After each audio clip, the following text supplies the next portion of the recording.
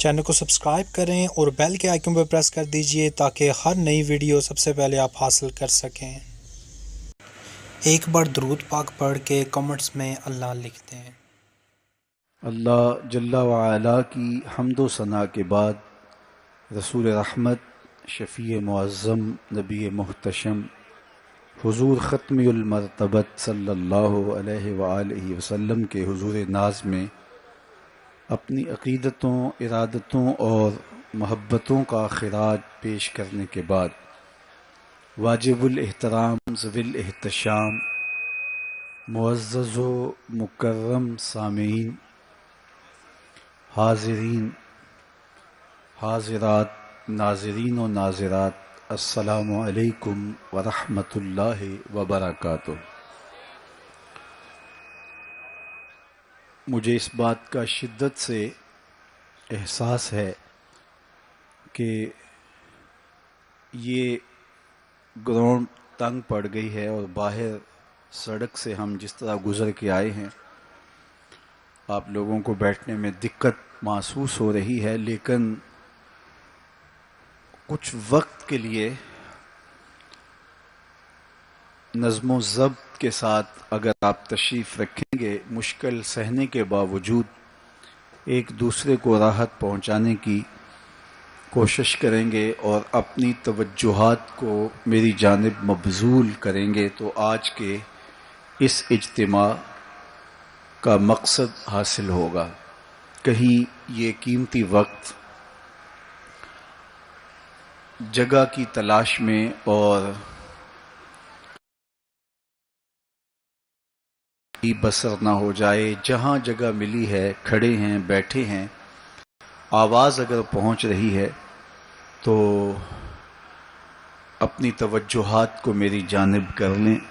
آج کی بابرکت شب جس کے دامن میں اتنی برکتیں ہیں کہ ہم اپنے دامن ہی تنگ پاتے ہیں، اپنی جولیاں ہی چھوٹی سمجھتے ہیں اور انوار ہیں کہ اتر رہے ہیں، دلوں کی دنیا حضور کی محبت سے سرشار ہے۔ اور آج ہمیں خوشی کیوں نہ ہو، آج کی شب میرے اور آپ کے آقا و مولا وہاں تک پہنچے ہیں جہاں کسی کا خیال بھی نہیں پہنچ سکتا۔ کوئی فلک تے رہ یار گیا، کوئی جا سدرات ہار گیا، ایک کالیاں زلفاں والا سی جڑا عرش تو بھی لنگ پار گیا۔ اتنا عروج کائنات میں حضور علیہ السلام سے پہلے نہ کبھی کسی کو ملا، نہ حضور کے بعد کسی کو ملا۔ وہ بلندیاں، وہ رفعتیں، وہ وسعتیں، وہ شان و شوکت، وہ عزت، وہ عظمت، وہ رفعت ان کا مقسوم ہوا جو انہی کا ہی حصہ ہے۔ اور اللہ تعالیٰ جل شانہ نے اتنا نوازا کہ کوئی کمی باقی نہیں رہی، اور حضور کے صدقے سے اس امت کو بھی نواز دیا گیا، بخشش کا وعدہ دے کر اس امت کے لیے 50 نمازوں کا تحفہ دے کے جو بعد میں سمٹ کے 5 رہ گئیں، اور خواتین میں سورہ بقرہ عطا کر کے اس امت کے دردوں کا درمان کیا اور انہیں سکون اور قرار کی دولت نصیب فرمائی۔ کتاب رحمت قرآن مجید اس واقعہ کو بہت شان و شوکت کے ساتھ بیان کیا ہے کہ وہ ذات پاک ہے جس نے اپنے عبد خاص کو، عبد مکرم کو رات کے مختصر حصے میں مسجد حرام سے مسجد خاص تک، مسجد اقصی تک سیر کرائی تاکہ وہ اپنے عبد خاص کو، اپنے بندہ خاص کو اپنی قدرت کی نشانیاں دکھائے۔ وہ مسجد اقصی جس کے اطراف میں رحمتیں برستی ہیں، انوار اترتے ہیں اور برکات کا نزول ہوتا ہے، اور پھر مسجد اقصی سے لے کر آسمان تک، اور آسمان سے سدرہ تک، اور سدرہ سے جہاں تک میرے رب نے چاہا اپنے محبوب کو سیر کرائی اور قدرت کے نشانات دکھائے، جنت کی سیر کروائی، حضور نے دوزخ کا ملاحظہ کیا، مسجد اقصی میں نبیوں کی امامت کروائی، بیت المعمور میں اللہ کے محبوب کی جلوہ گری ہوئی، انبیاء علیہم السلام سے ملاقاتیں ہوئیں، اور سب سے بڑھ کر اللہ نے اپنے محبوب کو اپنا دیدار عطا فرمایا۔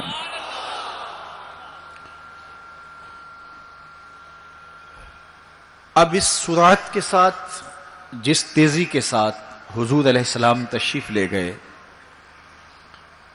کہ رات کا مختصر حصہ تھا، قلیل وقت میں حضور گئے بھی ہیں اور آئے بھی ہیں، اور یہ ایک بہت بڑا امتحان تھا لوگوں کے لیے، کھرے اور کھوٹے کی پہچان ہونی تھی، لوگوں کے ایمان کا امتحان تھا، اور کفار نے اس پہ بہت ساری باتیں کی، اور ان کے ماننے میں یہ بھی نہیں آتا تھا کہ مسجد حرام سے مسجد اقصی تک کیسے گئے۔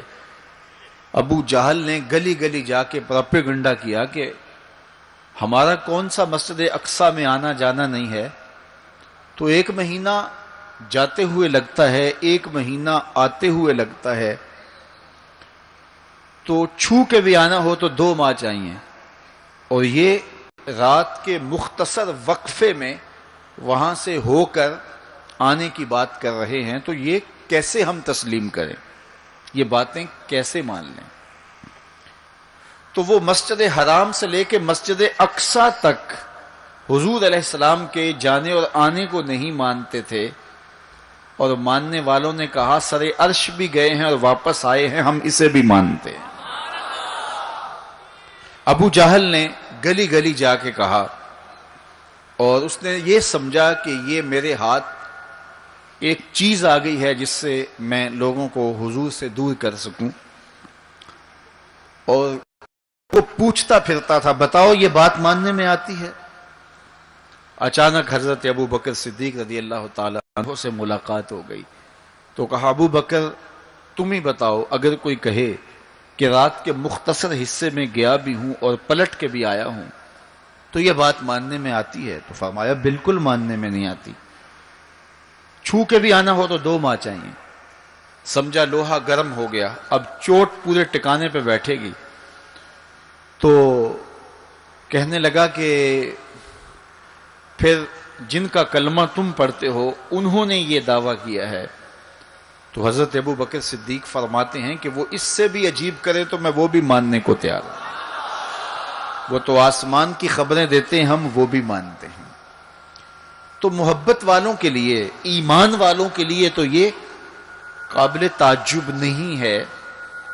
قرآن بتاتا ہے کہ حضرت سلیمان علیہ السلام نے کہا کہ مجھے تخت بلقیس چاہیے، تو ایک جن کھڑا ہو گیا، حضرت یہ خدمت میں سر انجام دیتا ہوں، کب تک لے کر آؤ گے؟ اس نے کہا دوپہر تک لے آؤں گا، مجلس برخاست ہونے سے پہلے پہلے تخت حاضر کر دوں گا۔ اور وہ کوئی ڈبیا نہیں تھی کہ جیب میں ڈال کے لے آنی ہو، وہ تخت اتنا بڑا تھا کہ 60 ہاتھ چوڑا تھا، 80 ہاتھ لمبا تھا اور کئی ہاتھ موٹا تھا، 7 کوٹڑیوں میں مکفل تھا، پہرے دار کھڑے تھے، 1 مہینے کی مسافت پہ تھا۔ اس کو جیب میں بھی ڈال کے لانا ہو تو پھر بھی 2 ماہ چاہیے، لیکن وہ اتنا بڑا تخت، اس کو وہاں سے لانا کوئی تماشائے لبے بام تو نہیں تھا۔ لیکن جن نے کہا حضرت میں مجلس برخاست ہونے سے پہلے پہلے وہ تخت حاضر کر دیتا ہوں۔ قرآن نے ساری تفصیل سورہ النمل میں بیان کی۔ اب کتنی بڑی پیشکش تھی، لیکن حضرت سلیمان نے کہا نہیں، مجھے اس سے بھی پہلے چاہیے۔ پھر وہ اٹھا جس کے سینے میں کتاب اللہ کا علم تھا۔ قال الذی عندہ علم من الکتاب۔ مفسرین نے ان کا نام آصب بن برخیہ بتایا ہے، جو حضرت سلیمان کا صحابی تھا۔ اس نے کہا حضرت میں یہ سعادت اپنے ذمے لینا چاہتا ہوں، آپ کو اگر جلدی چاہیے تو میں لے آتا ہوں۔ تو آپ نے فرمایا وہ تو دوپہر تک کا ٹائم دے رہا، بتاؤ تم کب لاؤ گے؟ تو وہ شخص جو زبور کا عالم تھا اور حضرت سلیمان علیہ السلام کا صحابی تھا، وہ بولا انا آتی کا بہی قبل ان یرتد الیک طرفک، حضور آپ آنکھ بعد میں جھپکیں گے، تخت پہلے حاضر ہوگا۔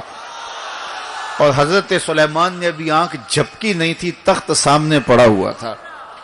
بے ساختہ پکارا ھذا من فضل ربی، یہ میرے رب کا فضل ہے کہ جس نے میرے ماننے والے کو یہ روحانی طاقت اور توانائی نصیب کر دی۔ میں آپ سے کہتا ہوں کہ حضرت سلیمان کے امتی کی یہ شان ہے کہ 1 مہینے کی مسافت پر پڑا ہوا تخت آنکھ جھپکنے سے پہلے حاضر کر دیتا ہے، اور خود سلیمان مقتدی بن کے مسجد اقصی میں جس امام کے پیچھے کھڑے ہوں، اس امام کی شان کا عالم کیا ہوگا، ان کی رفعتوں کا عالم کیا ہوگا۔ تو یہ ایک امتحان ہے معراج، اور میرے اور آپ کے آقا و مولا کی عظمتوں کو ماننے والوں نے کہا کہ یہ بعید نہیں ہے، اللہ اپنے محبوب علیہ السلام کو جہاں چاہے جتنے وقت میں چاہے لے جا بھی سکتا ہے، اور اللہ کی دی ہوئی طاقت سے محبوب واپس پلٹ کے آ بھی سکتے ہیں۔ لوگوں نے یہ کہا کہ جسم اتنی سرعت کے ساتھ اگر محو سفر ہو تو تحلیل ہو جائے، تو میاں تخت سلیمان تحلیل نہیں ہوا، اور یہ حضرت سلیمان کے مقتدی کی تخت بلقیس جو ہے وہ تحلیل نہیں ہوا، اور یہ حضرت سلیمان کے مقتدی کی روحانی قوتوں کا کرشمہ ہے۔ تو جب ان کے مقتدی کی قوتوں کا یہ کرشمہ ہے تو ان کے امام کی طاقتوں کا عالم کیا ہوگا اور رفعتوں کا عالم کیا ہوگا۔ باقی یہ دعویٰ میرے رب کا ہے، سبحان الذی اسری بعبدہ، وہ ذات پاک ہے جس نے اپنے عبد خاص کو سیر کرائی۔ اور پھر دنیا ورطہ حیرت میں ہے کہ اتنے مختصر حصے میں، اتنے قلیل وقت میں کیسے گئے اور کیسے پلٹ کے آئے۔ اور میرے رب نے کہا کہ سن لو، یہ میرے محبوب کا سفر نہیں ہے، یہ میرے محبوب کی سیر ہے۔ سبحان الذی اسری، یہ میرے محبوب کا سفر نہیں ہے، یہ میرے محبوب کی سیر ہے۔ اور آپ جانتے ہیں سفر اور سیر میں فرق، سفر تیزی کے ساتھ کیا جاتا ہے۔ میں اب جو فاصلہ طے کر کے آیا ہوں، تو اگر میں سیر کی غرض سے یہاں آتا تو مجھے 2 گھنٹے لگتے، اور اگر میں گاڑی پہ بھی آتا تو پھر بھی مجھے کم از کم پونا گھنٹہ چاہیے تھا، لیکن میں 15-20 منٹ میں یہاں پہنچنے کی کوشش کی ہے، کیونکہ میری نگاہ میں ایک ہدف تھا کہ میں نے دیے گئے وقت کے مطابق یہاں پہنچنا ہے۔ وہ تو باہر بے تحاشا رش نہ ہوتا تو میں وقت سے 5 منٹ پہلے ہی پہنچ پاتا۔ تو میں دائیں بائیں سے بے نیاز ہو کے اپنی منزل پہ نگاہیں گاڑے ہوئے سرپٹ دوڑ رہا تھا اور یہاں تک آ پہنچا۔ لیکن سیر جو ہوتی ہے اس میں ہر منظر پہ رکا جاتا ہے، ٹھہرا جاتا ہے، کوئی نظارہ ہو تو اس سے لطف اندوز ہوا جاتا ہے۔ اب اتنی سرعت کے ساتھ گئے اور واپس پلٹ کے آئے، میرا رب کہتا ہے یہ میرے محبوب کا سفر نہیں تھا، یہ میرے محبوب کی سیر تھی۔ کیا سمجھو گے میرے محبوب کو؟ جس کی سیر تمہاری سمجھ میں نہیں آتی، اگر وہ سفر کرے تو پھر کیسے سمجھو گے؟ یہ تو ابھی سیر ہے اور تم ورطہ حیرت میں ہو، کیسے گئے، کیسے آئے۔ عقل والے کہتے ہیں کہ زمین، سطح زمین سے لے کر 44 میل تک ہوا ہے، اس کے بعد کرۂ خلا ہے، پھر کرۂ زمہریر ہے، پھر کرۂ نار ہے، پھر آسمان میں خرق و التیام ممکن نہیں، جسم کا صعود ممکن نہیں ہے، آسمان میں دروازے نہیں ہیں، آسمان ٹوٹ نہیں سکتا، پھٹ نہیں سکتا، تو کیسے کوئی آسمان سے گزر سکتا ہے؟ تو کیسے چلے گئے؟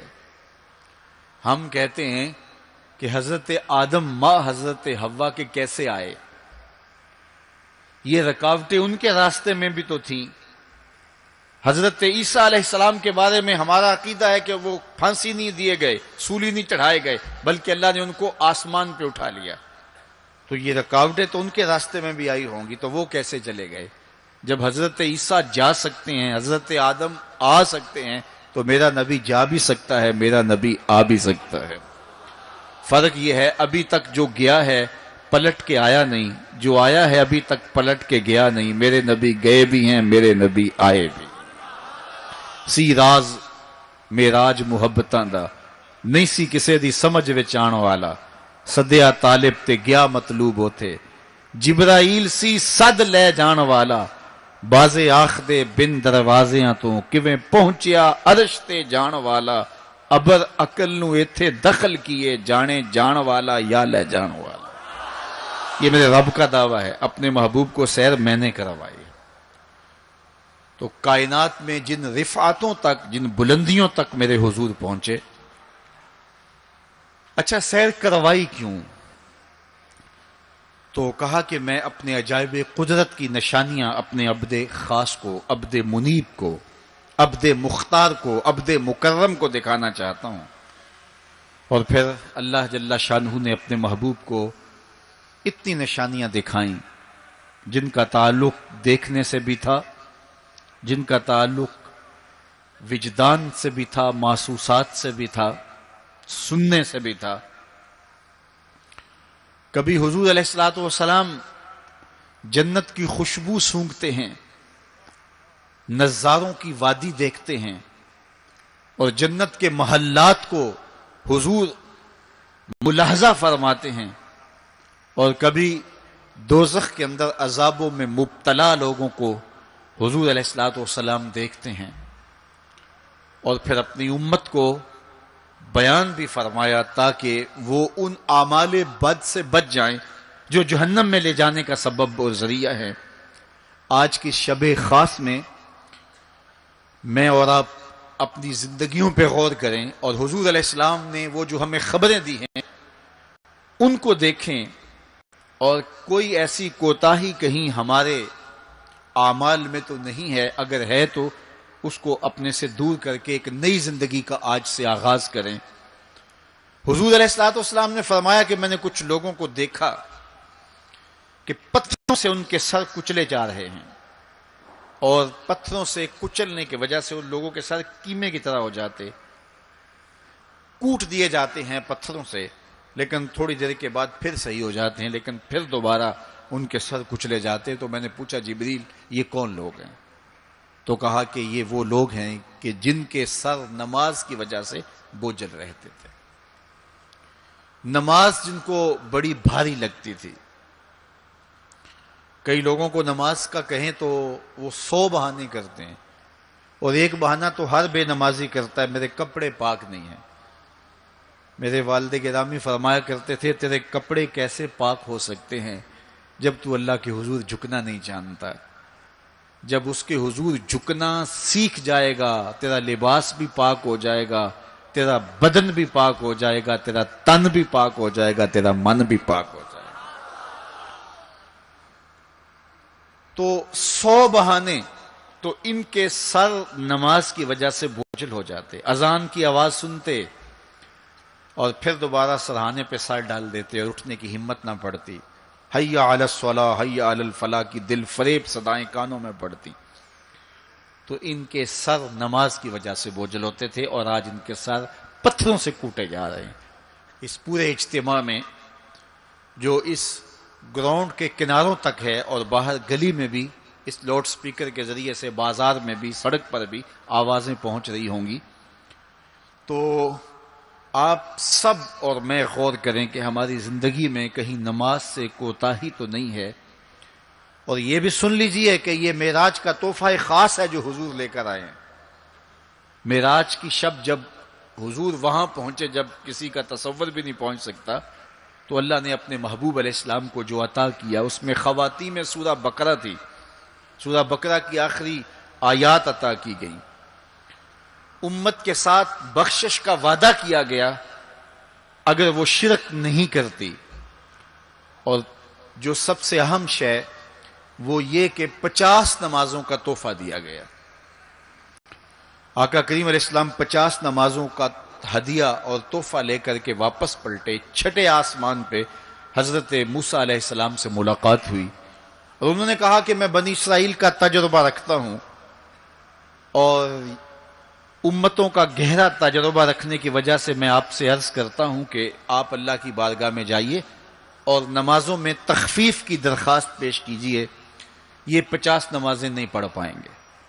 تو حضرت موسیٰ علیہ السلام کے کہنے پہ حضور دوبارہ بارگاہ عزدی میں حاضر ہوئے اور عرض کی، تو 5 نمازوں کی رخصت ہو گئی، 45 رہ گئی، تو واپس پلٹے تو حضرت موسیٰ علیہ السلام نے پھر کہا کہ یہ 45 بھی نہیں پڑھ سکیں گے، آپ اللہ کی بارگاہ میں دوبارہ تخفیف کی درخواست پیش کیجئے۔ تو حضور دوبارہ جاتے ہیں، پھر آئے، پھر انہوں نے کہا، 9 مرتبہ واپس بھیجا، اور 50 سے 5 نمازیں رہ گئیں۔ جب 5 نمازیں لے کے حضور واپس آ رہے تھے تو حضرت موسیٰ پھر ملے، اور انہوں نے ایک بار پھر کہا، ایک بار اور جائیے۔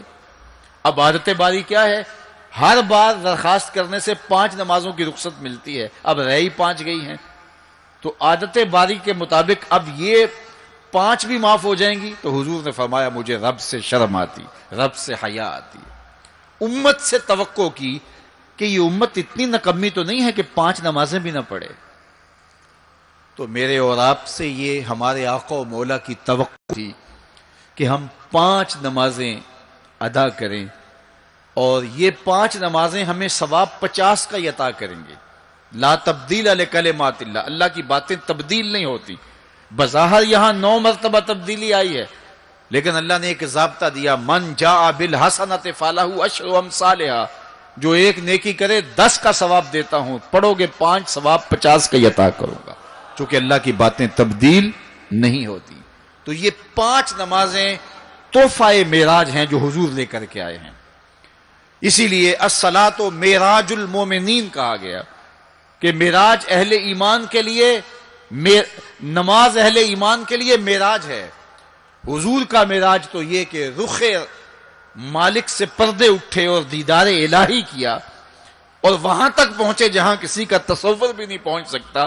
لیکن اس امت کے لیے معراج یہ ہے کہ جب وہ پیشانی سجدے میں رکھ کے سبحان ربی الاعلیٰ کہتی ہے، اتنی رحمتیں برستی ہیں کہ اگر لوگوں کو پتہ چل جائے کہ ہم جب سجدے میں ہوتے ہیں تو کتنی رحمتیں برستی ہیں، تو وہ سجدے سے ساری نہ اٹھائیں، اتنی رحمتوں کا نزول ہوتا ہے۔ اس لیے اس امت کا معراج یہ ہے کہ یہ 5 گانا نماز شعار زندگی بنا لے، کبھی بھی نماز قضا نہ ہونے دے، اپنی زندگی میں نمازوں کو اس طرح شامل کرے کہ نماز کا وقت آئے تو بے چینی ہو کہ نماز کی ادائیگی ہو، اور ایک نماز کے بعد دوسری نماز کا انتظار کرنے لگ جائیں۔ میرے اور آپ کے آقا و مولا نے فرمایا، مجھے تمہاری دنیا سے صرف 3 چیزیں پسند ہے، حبب الی من دنیاکم ثلاث، تمہاری دنیا سے صرف 3 چیزیں پسند ہے، خوشبو، پاکیزہ عورتیں، اور میری آنکھوں کی ٹھنڈک نماز میں رکھی گئی۔ حضور نماز کو آنکھوں کی ٹھنڈک قرار دیں، اور فرمایا بلال حبشی کو جب اذان کے لیے کہتے تو یہ فرماتے، ارحنا یا بلال، بلال اٹھو اور ہمارے سینے کو راحت پہنچا دو۔ تو نماز سے حضور کے قلب کو، حضور کے سینے کو راحت پہنچتی تھی۔ میں اور آپ جتنے لوگ یہاں آئے ہیں، اور جس ہجوم کے ساتھ، جس شوق کے ساتھ، جس ولولے کے ساتھ اور جس محبت کے ساتھ آئے ہیں، یقیناً آپ اور میں حضور کو راضی کرنے آئے ہیں، اپنے رب کو راضی کرنے آئے ہیں، آقا دو عالم کی رضا کے حصول کے لیے ہم آئے ہیں۔ تو حضور کی رضا کے طالب بن کے آج کے اس اجتماع میں آنے والوں، اگر تم چاہتے ہو کہ حضور ہم سے راضی ہو جائیں، تو اگر بدقسمتی سے کوئی بے نمازی ہے تو آج عزم کر کے جائے کہ آج کے بعد نماز نہیں چھوڑوں گا، اللہ کے رسول راضی ہو جائیں گے انشاءاللہ۔ چونکہ حضور نے نماز کو اپنی آنکھوں کی ٹھنڈک قرار دیا ہے، اپنے دل کا قرار نماز کو قرار دیا۔ ارحنا یا بلال، بلال ہمیں راحت پہنچا دو اذان دے کے، تو یہ حضور کے لیے راحت کا سبب تھا۔ تو 5 گانا نماز شعار زندگی رکھیں، اور جنہیں نماز نصیب ہے وہ یہ سمجھیں کہ نماز معراج المومنین ہے، تو پھر ہمیں سجدے میں اس کی لذت کیوں نصیب نہیں ہوتی؟ تو وہ اپنے خیالات کو قابو میں کریں، اپنی نماز میں یکسو ہو جائیں۔ پڑے سجدے میں ہوں اور کھڑے دکان پہ ہوں تو پھر سجدہ سرور بخش نہیں ہوگا، پھر قیام لذت آفری نہیں ہوگا۔ تو اپنی نماز کو اس قدر یکسو کر لو کہ جب تم سجدے میں ہو، قیام میں ہو، رکوع میں ہو، تو سجدے، قیام اور رکوع کی لذت تمہیں حاصل ہو رہی ہو، تو پھر معراج کی لذتیں تمہیں نماز میں نصیب ہوں گی اور قرار نصیب ہوگا۔ تو کہا میں نے کچھ لوگوں کو دیکھا کہ ان کے سر کوٹے جا رہے ہیں، اور میں نے پوچھا یہ کون لوگ ہیں؟ تو کہا یہ وہ لوگ ہیں کہ جو نماز نہیں پڑھا کرتے تھے، جن کے سر نماز سے بوجھل رہتے تھے۔ پھر کچھ لوگوں کو دیکھا معراج کی شب، فرماتے ہیں کہ ان کے آگے اور پیچھے چیتھڑے بندھے ہوئے ہیں، اور وہ کانٹے دار جھاڑیاں تھوہر کھا رہے ہیں، کڑوی جھاڑیاں کھا رہے ہیں، اور گرم پتھر چاٹ رہے ہیں اور کھا رہے ہیں۔ تو میں نے پوچھا کہ یہ کون بد نصیب لوگ ہیں؟ تو کہا یہ وہ لوگ ہیں جو اپنے مال کا صدقہ نہیں دیا کرتے تھے۔ مال کی زکوٰۃ نہ ادا کرنے والے سخت عذاب میں مبتلا ہوں گے اور اللہ کے قہر و غضب کا شکار ہوں گے۔ اور پھر فرمایا میں نے ایسے لوگوں کو بھی دیکھا کہ جن کے سامنے انواع و اقسام کے کھانے پڑے ہوئے ہیں، ہنڈیا کے اندر اچھے تازہ اور خوشبودار ماکولات موجود ہیں، لیکن وہ ان کو نہیں لے رہے، بلکہ بدبودار سڑا ہوا گوشت کہیں پڑا ہے اور وہ اس کو اٹھا کے کھا رہے ہیں۔ تو مجھے حیرت ہوئی، تو میں نے جبریل سے پوچھا کہ یہ کون بد نصیب لوگ ہیں کہ ان کے سامنے بھنا ہوا تازہ گوشت موجود ہے، خوشبودار گوشت موجود ہے، لیکن یہ اس بدبودار اور متعفن میں ہاتھ مار رہے ہیں۔ تو کہا یہ آپ کی امت کے وہ بد نصیب لوگ ہیں کہ جن کو پاک طاہر اور پاکیزہ بیویاں میسر تھیں، لیکن اس کے باوجود وہ ناپاک عورتوں کے بستروں پہ راتیں بسر کرتے تھے۔ دور موجود کے اندر برائی اور بدی تیزی کے ساتھ پھیلتی چلی جا رہی ہے، اور جدید ذرائع ابلاغ نے، جس میں سوشل میڈیا پیش ہے، آنکھوں سے حیا تو چھین ہی لیا ہے، خیالوں کی پاکیزگی تو چھین ہی لی ہے، عصمت کے جوہر پر اتنی تیزی سے یہ آلات حملہ آور ہیں کہ اپنی نئی نسلوں کو بچانا اور ان کی حفاظت کرنا بہت ضروری ہو گیا ہے۔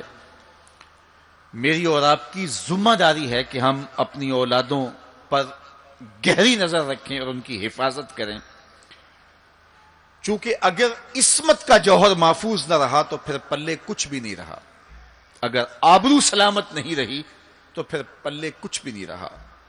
قیامت کے دن ان لوگوں کو اس صورت کے اندر لایا جائے گا کہ وہ یہ غلیظ کھانے کھا رہے ہوں گے، اور ذلت اور رسوائی کی وہ زندگی ان کو سہنا پڑے گی، اور اللہ کے قہر و غضب کا شکار ہونا پڑے گا۔ اپنی خلوت کو اور اپنی جلوت کو پاکیزہ رکھنے کی کوشش کرو، اور اللہ کی رضا اپنا مقصود زندگی بنا لو۔ وہ آنکھ جو غیر محرم کو شہوت کی نظر سے دیکھتی ہے، قیامت کے دن جہنم کی آگ سے بھر دی جائے گی۔ اپنے خیالوں کو بھی پاکیزہ کرو، اپنی سوچوں کو بھی پاکیزہ کرو، اور اپنی زندگی کی ایک ایک ساعت کو اپنے مالک کے حضور پیش کرو، اور اللہ سے توفیق مانگو خیر کی اور برکت اور رحمت کی۔ جب انسان کی نگاہ پاک نہیں رہتی تو خیال پراگندہ ہوتے ہیں، خیالات کی ناپاکیزگی اس کی عصمت کے جوہر پہ حملہ آور ہوتی ہے، اور شیطان کے لیے یہ بڑی خوشی کی بات ہے کہ کوئی نوجوان اپنی عصمت اور اپنی آبرو کو داؤ پہ لگا دے۔ تو دور موجود کے اندر یہ فتنہ تیزی کے ساتھ بڑھتا چلا جا رہا ہے، اس میں ہماری معاشرت کی ناہمواریاں اور جدید ذرائع ابلاغ اور قرب قیامت کی وجہ سے فتنوں کا آسمان سے بارش کی طرح برسنا ہے، لیکن جو اپنے آپ کو بچا لے وہی سرخرو ہوگا، جو نہیں بچا پائے گا وہ اپنی دنیا اور آخرت برباد کر لے گا۔ اللہ کے محبوب نے ارشاد فرمایا کہ میں نے کچھ لوگوں کو دیکھا کہ ان کی زبانیں لوہے کی کینچیوں سے کاٹی جا رہی ہیں، آگ کی کینچیوں سے کاٹی جا رہی ہیں۔ دو روایات ہیں، لوہے کی کینچیوں سے اور آگ کی کینچیوں سے۔ تو میں نے پوچھا جبریل یہ کون لوگ ہیں؟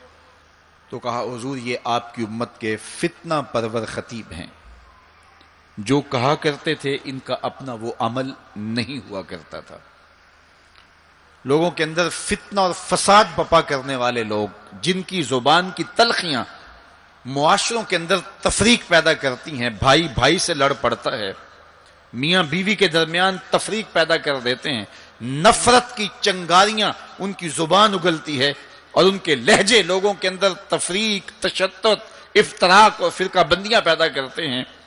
تو ایسے لوگ قیامت کے دن ان کی زبانیں لوہے کی کینچیوں سے کاٹ دی جائیں گی، جس کی صورت اللہ کے محبوب پہلے ہی ملاحظہ فرما چکے۔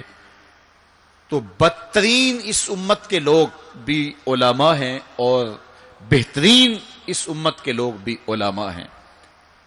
فتنہ انہی سے شروع ہوتا ہے اور انہی میں پلٹتا ہے۔ ان کے پاس بیٹھنے سے خیر ملتی ہے اگر وہ خیر کی راہوں کے مسافر ہوں، اور اگر یہ طبقہ خراب ہو جائے اور شر پہ اتر آ جائے، شر پہ اتر آئے، تو پھر سب سے زیادہ شر بھی انہی کے دامن سے پھوٹتی ہے۔ ان کی زبان جب زہر اگلنے لگے اور ان کے لفظ شعلے بن جائیں تو معاشرے بسم ہو کے رہ جاتے ہیں اور معاشرے جل کے خاشاک ہو جاتے ہیں۔ اس لیے خاص طور پہ اس طبقے کو اپنا ہمیشہ محاسبہ کرنے کی ضرورت ہے کہ ہمارے عمل سے، ہمارے رویے سے، طرز زندگی سے، ہماری گفتگو سے، ہمارے کسی لہجے سے کسی کے لیے تفریق، تشدد، افتراق اور لڑائی پیدا نہ ہو۔ تو یہ بات بہت ہی اہم ہے جو اللہ کے محبوب علیہ الصلوۃ والسلام نے بیان فرمائی۔ اللہ کے محبوب علیہ السلام فرماتے ہیں میں نے ایک منظر دیکھا کہ ایک سوراخ ہے، اس سے ایک بیل نکلتا ہے، نکلنے کے بعد دوبارہ گھسنے کی کوشش کرتا ہے لیکن گھس نہیں پاتا۔ تو میں نے جبریل سے پوچھا کہ یہ کیا ماجرا ہے؟ تو جبریل نے کہا کہ حضور یہ ان لوگوں کی مثال بیان کی ہے جو زبان سے بڑا بول نکال دیتے ہیں اور پھر دوبارہ اس کو لینا چاہتے ہیں تو پھر وہ واپسی نہیں ہو سکتی۔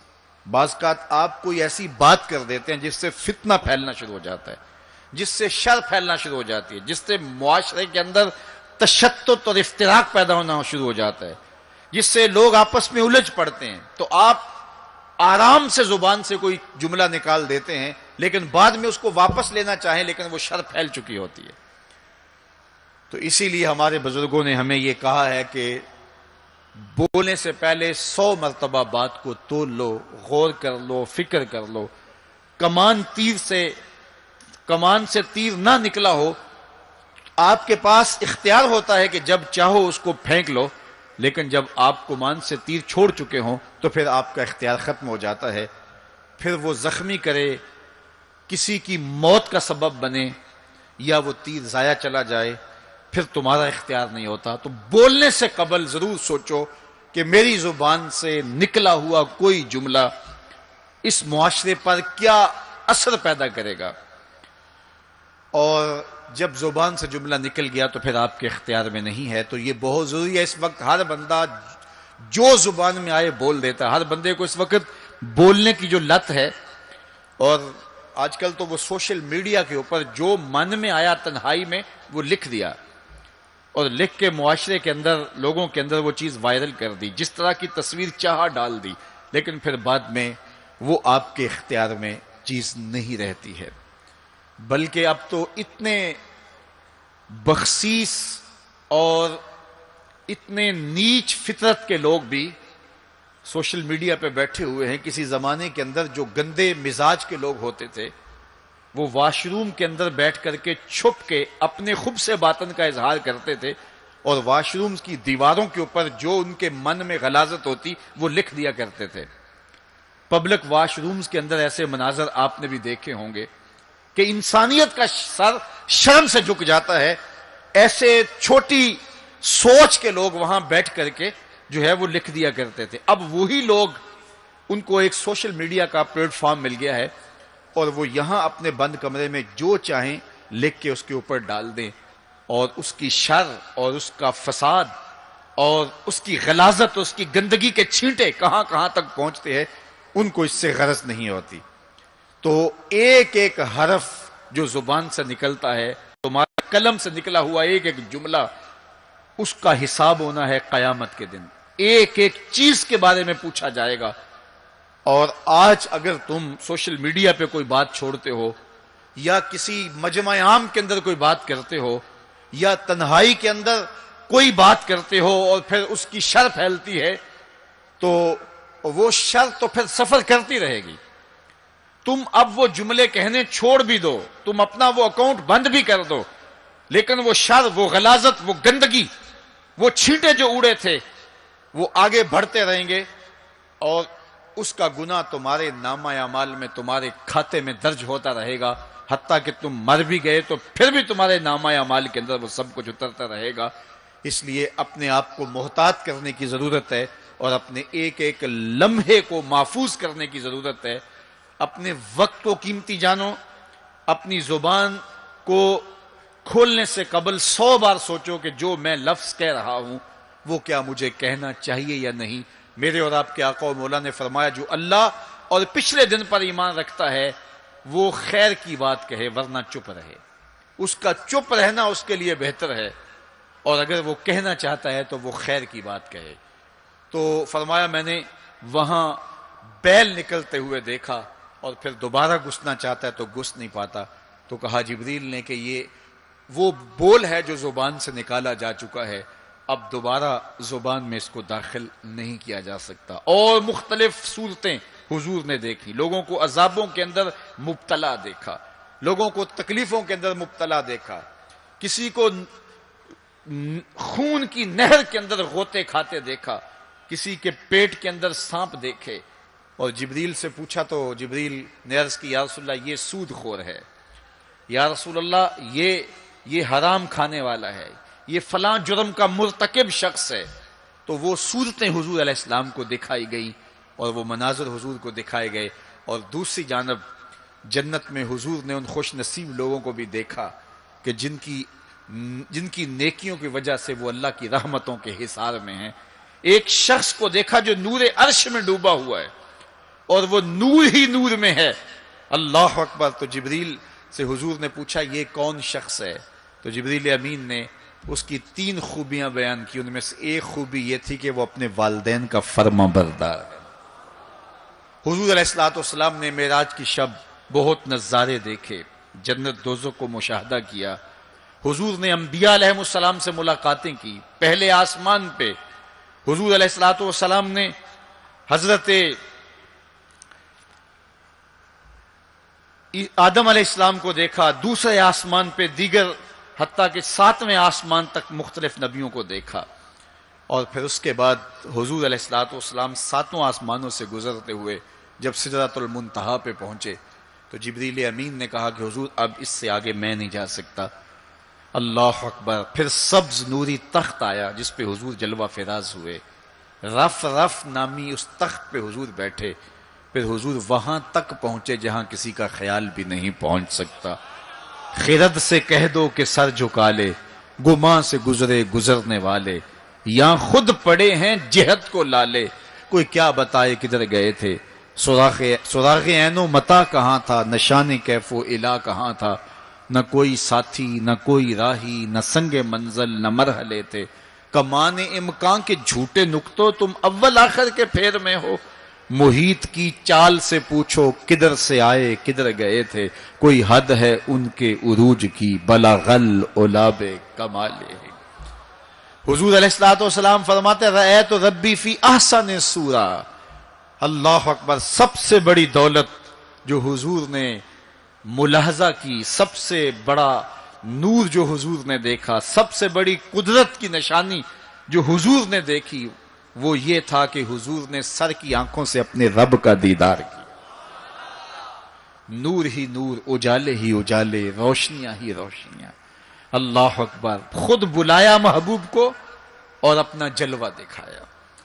ایک کوہ طور پہ خود چل کے جاتے ہیں، رب ارنی انظر الیک، مالک میں تجھے دیکھنا چاہتا ہوں۔ تو جواب کیا ملتا ہے؟ لن ترانی، اے موسیٰ تم مجھے نہیں دیکھ سکتے۔ اور ایک ام ہانی کے گھر لیٹے ہیں اور چادر اوڑھ کے استراحت کر رہے ہیں، جبریل جا کے حاضر ہو کے عرض گزار ہوتے ہیں، ان اللہ اشتاق الی لقائک یا رسول اللہ، محبوب آپ لیٹے ہو، آپ کا رب آپ کا دیدار کرنا چاہ رہا ہے۔ تبارک اللہ، شان تیری، تجھی کو زیبا ہے بے نیازی۔ کہیں پہ وہ جوش لن ترانی، کہیں تقاضے وصال کے تھے۔ ایک کوہ طور پہ خود چل کے جاتا ہے اور دیدار کی طلب کرتا ہے، مالک میں تجھے دیکھنا چاہتا ہوں۔ جواب کیا ملتا ہے؟ لن ترانی، اے موسیٰ تم نہیں دیکھ سکتے۔ پہم اسرار ہوتا ہے بار بار، یا اللہ میں تجھے دیکھنا چاہتا ہوں۔ علماء نے لکھا جب یہ کہہ دیا گیا تم نہیں دیکھ سکتے تو پھر تقاضا کیوں تھا؟ کہا اس لیے کہ رب کا کلام سنا تھا، اس لیے تڑپ تھی، جس کے کلام میں اتنا لطف ہے دیدار کا مزہ کیا ہوگا۔ تو کہا تھا مالک میں تجھے دیکھنا چاہتا ہوں۔ اچھا اگر مجھے دیکھنا چاہتے انظر الی الجبل، اس پہاڑ کو دیکھو، اگر یہ اپنی جگہ پہ کھڑا رہا تو تم مجھے دیکھ لو گے۔ اللہ نے اپنی رویت کو استقرار جبل کے ساتھ معلق کر دیا۔ علامہ سعد الدین تفتزانی علیہ رحمہ نے شرح قائد نصفیہ میں اس پہ گفتگو کی ہے کہ ممکن کے ساتھ معلق بھی ممکن ہوتا ہے۔ گویا اللہ کا دیدار ممکن ہے، تو اللہ تعالیٰ جل شانہ نے کہا کہ اس پہاڑ کو دیکھو، یہ اگر اپنی جگہ ٹھہرا رہا تو تم مجھے دیکھ لو گے۔ یہ الگ بات ہے کہ وہ پہاڑ ٹھہر نہ سکا، اللہ کے جلووں کی تاب نہ لا سکا۔ اللہ تعالیٰ نے اس پہاڑ پہ جب اپنی تجلی کا نزول کیا، اور وہ بھی تجلی ذاتی نہیں تھی، تجلی صفاتی، اور اس کا بھی عکس، پرتو، ظل اور سایہ اس پہاڑ پہ ڈالا، اور پہاڑ اس جلوے کی تاب نہیں لا سکا۔ طور جلنے لگا، خر موسیٰ سائے کا قرآن بتاتا ہے۔ حضرت موسیٰ علیہ السلام بھی بے ہوشی کی کیفیت میں زمین پر تشریف فرما ہو گئے۔ اللہ اکبر۔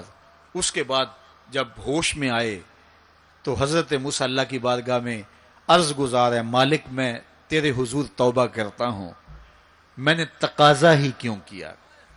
اللہ اکبر۔ جلووں کی تاب نہیں لا سکے، اور وہ تجلی ذاتی بھی نہیں تھی، تجلی صفاتی تھی، اور وہ بھی تجلی صفاتی کا عکس تھا، سایہ تھا، اور وہ بھی پہاڑ پہ پڑا، پہاڑ سے منعکس ہو کے حضرت موسیٰ علیہ السلام پہ آیا، لیکن تاب نہیں لا سکے۔ لیکن اللہ کے دیدار کا سرما تو آنکھوں میں لگ گیا تھا، ایک جھلک تو پڑی تھی۔ امام حلبی نے لکھا ہے کہ اس کے بعد حضرت موسیٰ کی نگاہوں کا عالم یہ تھا کہ کالی رات کے اندھیرے میں کالے پتھر پر کالے رنگ کی چیونٹی کو 9 فراسخ دور سے، ایک فرسخ 3 میل کا ہوتا ہے، 27 میل دور سے، تقریباً 50 کلومیٹر دور سے کالے رنگ کی چیونٹی کو کالے پتھر پر کالی رات کے اندھیرے میں چلتا ہوا دیکھ بھی لیتے تھے، اس کے قدموں کی آہٹ کو سن بھی لیتے تھے۔ یہ اللہ کا کلام سننے کی وجہ سے کانوں میں یہ سماعت آ گئی، اور اللہ کا دیدار کرنے کی وجہ سے آنکھوں میں یہ توانائی آ گئی کہ 50 کلومیٹر دور کالی رات کے اندھیرے میں، شب دیجور کی ظلمتوں میں، کالے رنگ کی چیونٹی کو چلتا ہوا دیکھتے بھی، اس کے قدموں کی سرسراہٹ کو سنتے بھی۔ یہ اس کی نظر کا کمال ہے جس نے تجلی صفاتی کا پرتو پہاڑ پہ پڑتے ہوئے دیکھا اور تاب نہ لا سکا، اور جو ذاتی تجلیوں میں گم رہا اور آنکھ بھی نہیں جھپکتا، اس محمد عربی کی نگاہوں کا عالم کیا ہوگا، ان کی نظروں کا عالم کیا ہوگا۔ اسی لیے فرمایا انی ارا ما لا ترون واسمع ما لا تسمعون، جو میں دیکھتا ہوں وہ تم نہیں دیکھتے، جو میں سنتا ہوں وہ تم نہیں سنتے۔ تو تجلی صفاتی کا پرتو پڑا ہو تو نظر اتنی تیز ہو جائے اور تجلی ذاتی کا عکس جس نے دیکھا، تجلی ذاتی کے جلووں میں جو گم رہا ہو، تو اس کی نگاہوں کا عالم کیا ہے؟ اللہ اکبر. یہاں تو خضا موسیٰ صاعقہ ہے، وہاں کیا ہے؟ ما زاغ البصر وما طغی. آنکھ نہ ہی تو چندھیائی اور نہ حد ادب سے متجاوز ہوئی. کیسی آنکھ ہے؟ جب جلوائے محبوب دیکھا تو آنکھ چندھیائی بھی نہیں. آپ سورج کو دیکھیں اور وہ دوپہر پر ہو اور جو ہے وہ پورے جلال پر ہو تو آپ کی آنکھیں چندھیا جاتی ہیں، آپ دیکھ نہیں پاتے، آنکھوں میں پانی اتر آتا ہے. اب یہ آنکھیں کیسی تھیں کہ جب جلوائے جمال خدا دیکھا تو خدا کہہ رہا ہے، رب کہہ رہا ہے ما زاغ البصر. کیسی آنکھیں ہیں کہ جو چندھیائی نہیں ہیں، وما طغی، اور حد ادب سے متجاوز بھی نہیں ہوئی ہیں. دنیا پر ایسا ہوتا ہے، کسی منظر کو کوئی نظر دیکھے تو نظر منظر کی تعریف کرتی ہے نا. کوئی نظارہ دیکھے تو ناظر تعریف کرتا ہے نا، واہ واہ کیسا نظارہ تھا، کیسا منظر تھا. دنیا کے اوپر یہی ہوتا آیا ہے. لوگ جاتے ہیں گلزاروں کو، پہاڑوں کو، کوساروں کو، وادیوں کو دیکھنے کے لیے، تو واپس پلٹتے ہیں تو کہتے ہیں کیا منظر تھا یار. پہاڑوں پہ جمی ہوئی برف، پھوٹتے جھرنے، بہتی ندیاں، کیا منظر تھا. کیا خوبصورت درخت تھے، اور درختوں کے اوپر کیا قدرت کے جمال کے رنگ تھے. اقبال بھی ایک منظر دیکھ کر آئے تو واپس کسی نے پوچھا کیا دیکھا وہاں، تو انہوں نے کہا من خدا را آنجا دیدم بے حجاب. میں نے اس کے جلوے وہاں بے نقاب دیکھے ہیں. تو جب کوئی ناظر کسی منظر کو دیکھتا ہے تو ناظر منظر کی تعریف کرتا ہے کہ واہ واہ کیسا منظر تھا، آنکھوں سے ہٹتا ہی نہیں ہے. یہ پہلی مرتبہ دنیا میں ایسا ہوا کہ ناظر نے منظر کو دیکھا تو منظر کہنے لگا واہ کیسی آنکھ ہے جو نہ چندھیاتی ہے نہ حد ادب سے گزرتی ہے. یہ پہلی بار ایسا ہوا. ما زاغ البصر وما طغی. تو محبوب کریم نے، اللہ اکبر، اگر یہ کہا جائے کہ حضور کی روح نے معراج کیا تھا، یہ خواب دیکھی تھی، تو یہ آیت اس کی دلیل ہے کہ جب خواب دیکھی جاتی ہے تو یہ آنکھیں بند ہوتی ہیں. خواب خیال سے دیکھی جاتی ہے، وہ ایک خیال ہے جو پرواز کرتا ہے، اس کا تعلق دماغ سے ہوتا ہے. اور اگر روح کا دیکھنا ہو تو وہ روح بھی آنکھوں سے نہیں دیکھتی، ان آنکھوں سے، اس کی روح کی اپنی آنکھیں ہیں. تو جب آنکھوں کا ذکر کیا کہ آنکھ چندھیائی نہیں اور حد ادب گزری نہیں، تو محبوب پتا چلا کہ جو جلوہ دیکھا تھا وہ خواب میں نہیں دیکھا تھا، وہ اس آنکھ نے دیکھا تھا. جو جلوہ دیکھا تھا وہ آنکھ نے دیکھا تھا. اسی لیے تو بات آنکھ پہ ہو رہی ہے. ما زاغ البصر وما طغی. آنکھ چندھیائی نہیں، حد ادب سے گزری نہیں، تو معلوم ہوا کہ جو دیکھا تھا وہ آنکھ نے دیکھا ہے، اسی لیے تو آنکھ کی بات ہو رہی ہے. اور پھر ایک اور بات سنو، آگے قرآن کہتا ہے ما کذب الفؤاد ما رأى. جو آنکھ نے دیکھا دل نے اس کی تکذیب نہیں کی. یعنی جب آنکھ نے وہ جلوہ دیکھا تو آنکھ نے دل سے پوچھا کہ یہ وہی ہے، چونکہ دل میں تو وہ پہلے ہی رہتا تھا، دل میں تو بسیرے پہلے ہی تھے، دل میں تو پہلے ہی تھے. دیکھو کسی نے کسی کو نہ دیکھا ہو اور وہ کسی کے ساتھ اس کو دیکھنے جائے، تو جس کے ساتھ وہ دیکھنے گیا اس نے دیکھا ہو تو اس کو لگے کہ یہ وہی ہے، تو وہ اس سے پوچھتا ہے جناب یہ وہی ہے، تو اس نے دیکھا ہو تو وہ تصدیق کر دیتا. اور اگر اس نے بھی نہ دیکھا ہو تو پھر اسے کوئی پوچھتا بھی نہیں، چونکہ ہم بھئی ایک جیسے ہیں، تم نے بھی نہیں دیکھا میں نے بھی نہیں دیکھا. تو جب کسی نے پہلے دیکھا ہوا ہو تو پھر دوسرا اس کو پوچھتا ہے ہاں وہی ہے، اور وہ کہتا ہے ہاں ہاں وہی ہے. اور وہ یہ تب کہہ سکتا ہے کہ اس نے پہلے دیکھا ہو. جب جمال الہی کو نگاہ مصطفیٰ نے دیکھا تو نگاہ نے دل سے پوچھا یہ وہی ہے، یہ وہی ہے جو دل میں درد بن کے رہتا ہے، یہ وہی ہے. ما کذب الفؤاد ما رأى. قرآن بتاتا ہے جب آنکھ نے پوچھا نا دل سے تو دل نے تکذیب نہیں کی، دل نے کہا ہاں یہ وہی ہے. اب یہاں ایک جملہ کہتا ہوں اور میری تقریر یہاں اختتام کو بھی پہنچ جائے گی، تو یہ آپ کے لیے کافی قوی غذا ہوگی اور روح کو سرشار رکھے گی. اور وہ یہ کہ جو دل میں رہتا ہو وہ آنکھوں کے سامنے آئے، اسے تو معراج کہتے ہیں.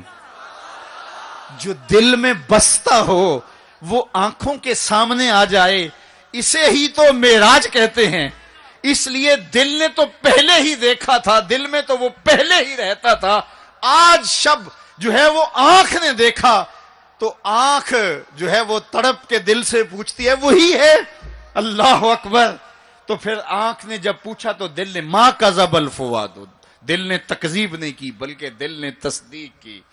اللہ اکبر. قرآن پوچھئے, قرآن کہتا ہے افتمارونہ علی ما یری, تم بحث کر رہے ہو, لڑ رہے ہو, الجھ رہے ہو آپس میں اس پر کہ جو اس نے دیکھا, تم دیکھنے پہ الجھ رہے ہو. وَلَقَدْ رَآهُ نَزْلَةً أُخْرَى, جو پھر اس نے 2 بار دیکھا. تم ایک بار کی بات کر رہے ہو, اس نے 2 بار دیکھا. اللہ اکبر. ما کذب الفؤاد ما رأى. آنکھ کیسی ہے, حد ادب سے آگے نہیں گزرتی, چندیاتی بھی نہیں ہے. بات ساری آنکھ کی ہو رہی ہے, تو پھر بات خواب کی کہاں آ گئی؟ آنکھ کی بات ہو رہی ہے, آنکھ ہی دل سے پوچھ رہی ہے, تو بار بار آنکھ کی بات ہو رہی ہے. آنکھ نے دیکھا, آنکھ نے دیکھا. اچھا صرف دیکھا ہی کوئی بات نہیں ہوئی؟ اللہ اکبر. صرف دیکھا ہی کوئی بات نہیں ہوئی؟ قرآن سے پوچھتے ہیں, سورہ نجم اٹھاتے ہیں, فَأَوْحَا إِلَىٰ عَبْدِهِ مَا أَوْحَا. کہاں باتیں بھی ہوئی تھیں. اللہ اکبر. اب ساری توجہ ادھر ہوگی. کیا بات ہوئی؟ اعلامیہ کیا جاری ہوا؟ یہ مرکزی نقطہ ہے نا. ملاقات ہوئی ہے, اب کان کھڑے ہو گئے. پھر کوئی بات بھی ہوئی, جواب آیا ہاں ہوئی. فَأَوْحَا, ہاں بات ہوئی. فَأَوْحَا إِلَىٰ عَبْدِهِ, اس نے اپنے بندے سے کوئی بات کی. اب سماعتیں رک گئیں, سانسیں بھی رک گئیں. اب سنیں تو صحیح کیا بات ہوئی. اب سنو کیا بات ہوئی. اور اس بات پہ بات ہی ختم ہے. کیا لفظ ہیں اور کیا قرآن کا اسلوب ہے. قرآن تو واقعی اللہ کا کلام ہے. پھر ذرا سنیے ذرا کیا منظر ہے, لطف کیا ہے کہ ملاقات ہوئی. ملاقات کو قرآن بیان کر رہا ہے. آنکھ جھپکی نہیں ہے, بات قرآن بتا رہا ہے. آنکھ نہ جھپکی ہے, نہ حد ادب سے آگے گزری ہے. یہاں ایک اور بات عرض کرنا چاہوں گا, حد ادب سے آگے نہیں گزری, حد ادب سے متجاوز نہیں ہوئی. تو یہ جملہ بتاتا ہے یہ جبریل سے ملاقات کی بات نہیں بتائی جا رہی, یہ رب سے ملاقات کی بات بتائی جا رہی ہے. یہ حد ادب کی جو بات ہے, اس بات کو سمجھیں. پھر کہا, آنکھ نے پوچھا دل سے, دل نے کہا یہ وہی ہے. اللہ اکبر. آگے بڑھے, اب بات بھی کوئی ہوئی. کہا فَأَوْحَا إِلَىٰ عَبْدِهِ, اس نے اپنے بندے سے کوئی بات کی تھی. کوئی وہی کہتے ہیں اشارہ سریہ خفیہ, سرگوشی جسے کہتے ہیں, کسی کے کان میں کوئی بات کرنا. تو کہا پھر اس نے اپنے بندے سے کوئی بات بھی کی. کان کھڑے ہو گئے, سماعتیں رک گئیں, سانسیں رک گئیں. کیا بات ہوئی؟ جواب آیا ما اوہا, تمہیں کیا لگے جو بھی ہوئی. کرنے والے نے کی, سننے والے نے سنی. فَأَوْحَا إِلَىٰ عَبْدِهِ, اس نے اپنے عبد خاص سے پھر کوئی بات کی. کان رکے, جواب آیا ما اوہا, جو بھی ہوئی. جو بھی ہوئی کرنے والا جانے یا سننے والا جانے. سی راز میراج محبتاں دا, نہیں کسے دی سمجھ وچ آن والا.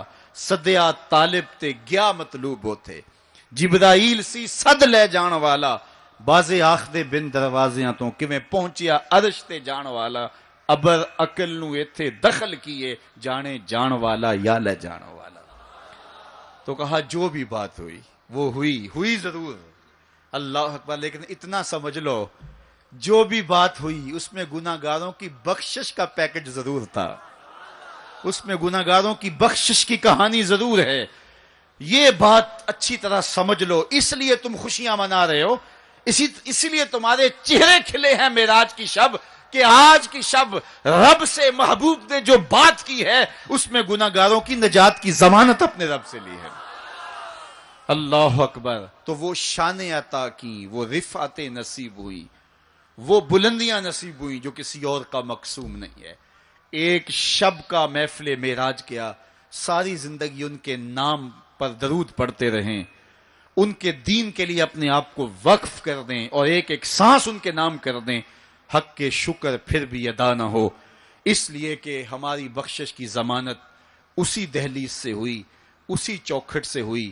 یہ سارے اجالے, یہ ساری روشنیاں کائنات کے اندر جو آپ کو دکھائی دیتی ہیں, یہ آمنہ کے لال کے قدموں کا صدقہ ہے، اور یہ ساری روشنیاں حضور کے طفیل ہیں۔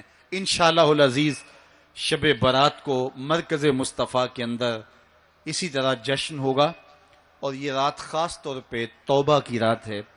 انشاءاللہ 1 بجے شب ہم دعا کرنے کی کوشش کریں گے۔ جس شوق و وارفتگی کے ساتھ آپ تشریف لائے ہو، اسی شوق سے وہاں بھی آنا۔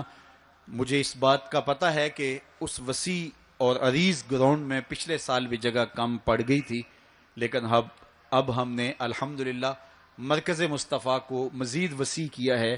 1 لاکھ آدمی وہاں سہولت سے بیٹھ سکتا ہے۔ تو انشاءاللہ العزیز یہ 14 اور 15 شعبان کے درمیانی شب آپ کا وہاں انتظار کریں گے۔ اب بارگاہ رسالت مآب میں سلام پیش کیا جائے گا، سلام کے بعد دعا ہوگی۔ دعا عبادت کا مغز ہے، اس میں سارے لوگ شریک ہو کے جائیں۔ وآخر دعوانا ان الحمدللہ۔